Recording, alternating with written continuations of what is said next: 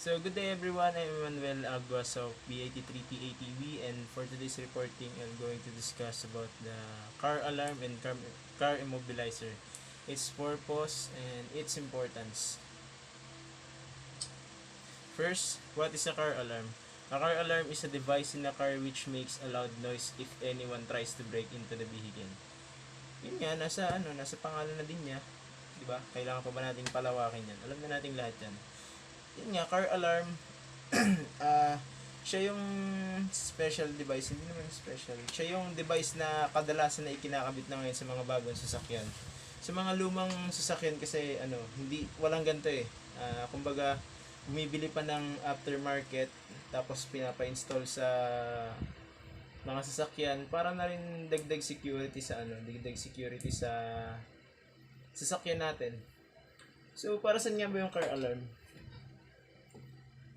di natin di natin may pagkakailala sa bansa natin sa Pilipinas. Hindi naman sa pangmamaliit sa kapwa natin, pero ito kasi talaga nangyayari sa bansa natin. Madalas yung mga carnap, yung mga minsan pinapatay pa yung may-ari para makuha yung sasakyan. Itong mga car alarm, yan, malaking tulong to para magbigay ng babala or alarm dun sa mga tao sa paligid na uy, may kotse parang ninanakaw. Parang sinusubukan buksan yung sasakyan na hindi naman yun yung may-ari. Ayun. Ano nga ba yung mga iba't ibang uri ng car alarm? So today most cars are equipped with some sort of car alarm. However, the factory car alarm is typically very basic. Therefore, it is not uncommon for owners to purchase aftermarket security systems for their cars. Yun nga, may iba kasing manufacturer na hindi talaga naglalagay ng alarm. Kaya may mga sasakyan na pinapasadya or aftermarket alarm na yung kinakabit sa sasakyan nila. Whether you're upgrading your car's current system or in the market for a completely new vehicle, understanding the different systems out there is essential. It will help you determine if that fancy sounding system is really worth the extra money. In this article, we will take a look at the most common car alarms out there. We'll also have a look at how well they work, which should help you determine which car alarms are worth it and which ones are not.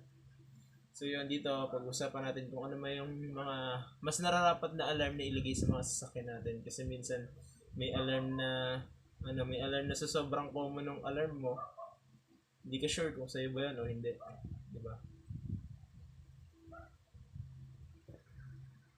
So first type of alarm is an audible systems. When you think of an alarm system, you're probably thinking of an audible alarm. These alarms are usually installed on most new and used cars.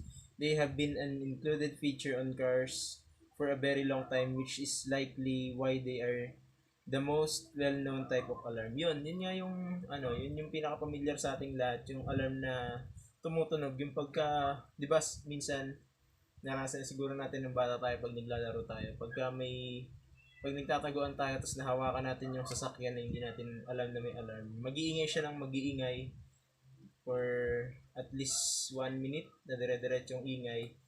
Pagka minsan pag nakita ng may-ari na hindi naman sinasadya, minsan pinipindot niya yung susi para mawala yung alarm, then i-alarm niya na lang ulit.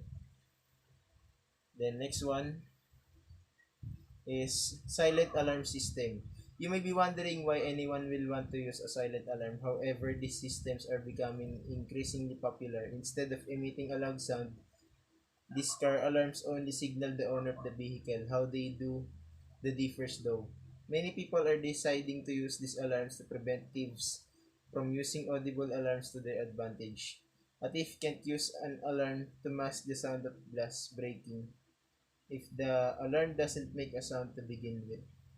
Yun, dito naman sa silent alarm, parang lang to eh, parang nakita na ako ng ganito eh. Yung sa susi, madalas to sa kiles na sasakyan eh. Yung susi niya parang may ilaw na indicator na maliit na ilaw lang dun sa may remote, sa may key remote na para siyang magbibigay babala dun sa driver na yung sasakyan posibleng hinahawakan or sinusubukan buksan, o di kaya naman nasaling, or minsan kahit na may may masensor lang siya na motion na sobrang dikit dun sa sasakyan. Mag-notify siya dun sa may-ari.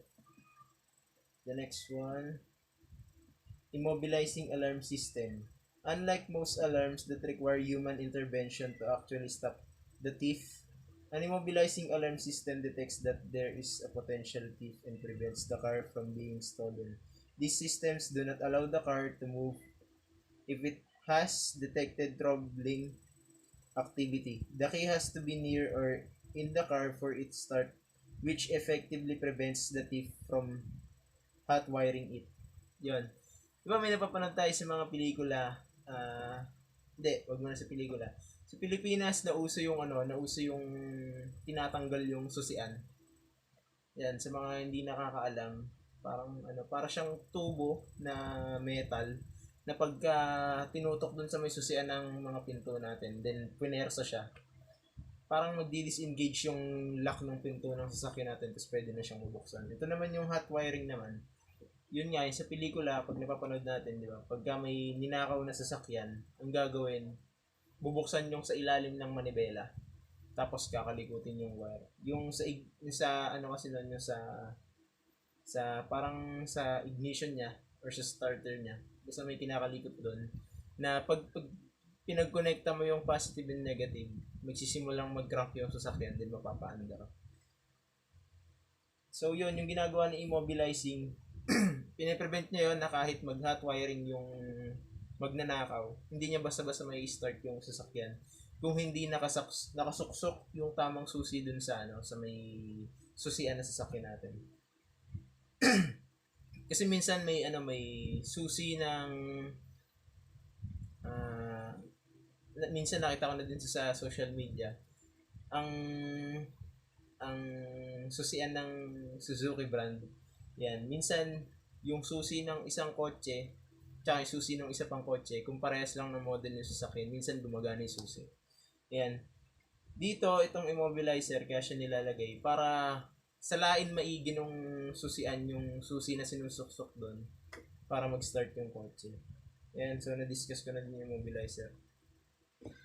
So yun na din yung meaning ng immobilizer. Then the next one is passive versus active alarm. All of the alarms above can also either fall into the passive or active category.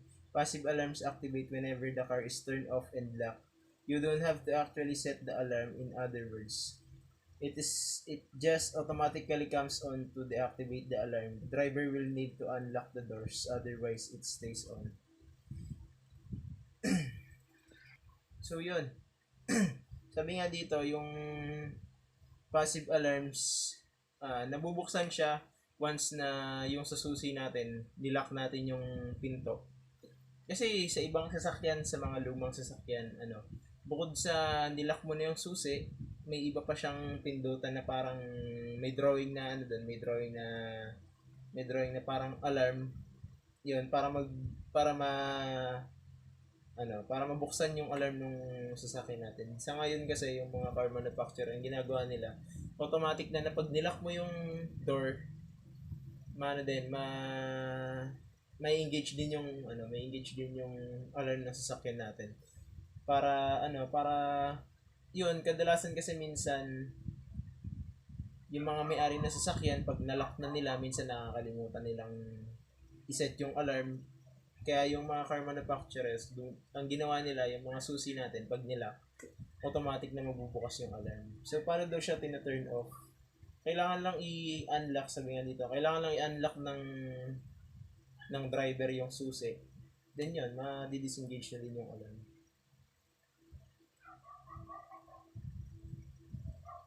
Conclusion. Over the years, car manufacturers have gotten more and more creative with their alarms. Some have even made sensors that allow the alarm to sense broken glass, which can prevent thieves from breaking your car's windows. With that said, most cars' alarms sadly don't work that well. We know that audible car alarms don't work all that well anymore, though they may have at some point in the past. Despite the efforts of many inventors, none of the alarms that have come along in the past few years are much either. Therefore, the alarm you currently have in your car doesn't seem to be terribly important since it likely won't do much to deter a determined thief anyway. So yun, yung sa conclusion, sabi nga dito, over the years, car manufacturers have gotten more and more. So yun, kaya na din, yung mga bagong alarm daw ngayon ng sasakyan, kaya na niyang isensor yung mga pagkabasag. Minsan kasi may situation na pag nabasag na yung pag nabasag na yung salamin ng bintana natin, kahit nag-a-alarm yun kung nakuha na yung gamit natin, wala na tayong magagawa. Pero yung mga bagong daw ngayon, yung mga bagong sasakyan, yan, pagka sinusubukan ng basagin yung salamin ng sasakyan natin, mag-a-alarm na yung sasakyan, pati yung susi natin, mag-i-indicate na siya na maging aware ka kasi yung sasakyan mo parang may gumagalaw. Yun.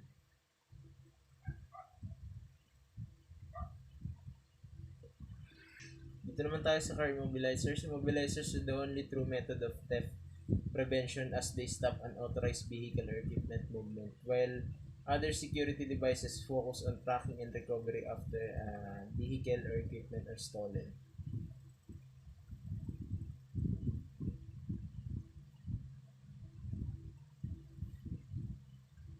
An immobilizer is an electronic device that arms automatically when the vehicle is switched off and prevents unauthorized moving or starting of the vehicle, accomplished through disengagement of engines, operating circuits, or vital engine control units. Yun.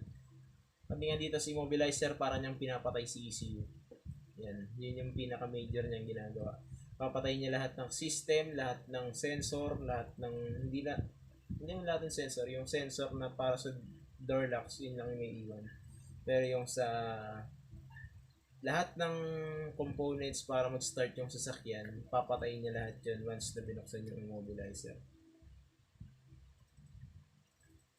Protect your property and save money. MasterGuard immobilizers are installed once and provide protection for the life of the vehicle.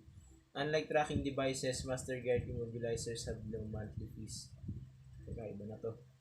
So yun, ito yung some questions about immobilizers. Can a car run without immobilizer? The cars after 1998 cannot remotely start if the immobilizer module is not in place. So for any remote starter to work, it must have it to think that the key is in the ignition. Then the next one, is a car immobilizer worth it? Immobilizers are really effective against more conservative offenders who are still using mechanical techniques. They are, however, no match for the more sophisticated among carjackers in the mass-produced segment anyway. Yun, malaking tulong siya para para maiwasan natin yung mga carjackers. What happens if immobilizer fails? The bad engine immobilizer won't let the vehicle start until it does not receive a proper security token. In some cases, you might be able to lock or unlock the vehicle, but the engine will not start with a faulty engine immobilizer. So yun, kahit na sabi dito, pagka daw sira yung car immobilizer, kahit na tama yung susing nilalagay mo, posibleng hindi siya mag-start. Sabi dito, hindi mag-start yung sasakyan dahil na parang mali yung nasisensor niya na parang nasisensor niya mali yung na parang may mali dun sa susi. Hindi naman sa susi, parang may mali dun sa nangyayari. Yan na parang para siyang ang nasa thinking nung sasakyan, ninanakaw yung kotse. Yan. Sa madaling sabi, ganoon. So, ayun lang. Again, it's Emmanuel Aguas, BIT3T, ATB, and thank you.